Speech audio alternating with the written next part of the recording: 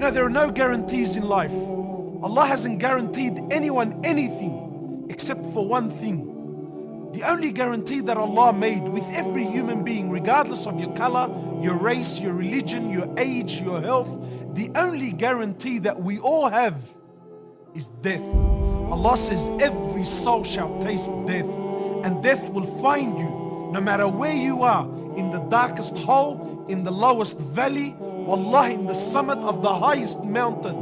Death will come to you, and it will come as a shock. It will come unannounced.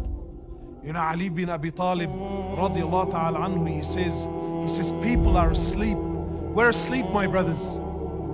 Trust me, you and I, we think we're living because we're chasing our dreams and our whims and our desires and our ambitions. But Ali says, people are asleep, and when they die, they wake up.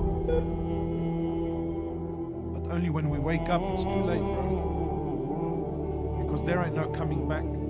A dear brother of ours has passed away, Muhammad Yaqub Janel, at the age of 18, whom you may remember was on the show with us a few years ago. How does it feel to connect to Allah? It's an unexplainable love where you feel this connection, where if you ask for something, you don't guarantee you're gonna get it, but 90% of the time you think it's gonna be accepted, your dua.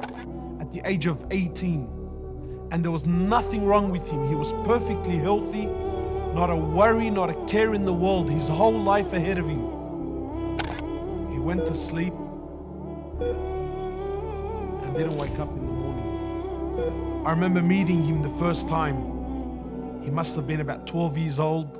We were at a fundraising dinner, and he was sitting there on the dinner table, and he pledged $5,000 that night. And I remember looking at him, and we sort of had a bit of a joke, and I said to him, "Where did you get $5,000 from?" And he looked at me with this, Allah, with so much heart and so much iman in his eyes. He said to me, "You don't worry about where I got my $5,000 from." But I remember he pledged it, and he paid it.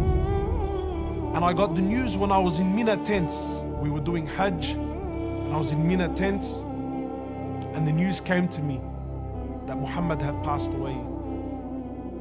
Wallah, and I remember the bitter feeling that I got, the bitterness. I was so upset, not just upset, but I was so bothered that such is this world that you can never enjoy anything fully, because the reality of death is always there.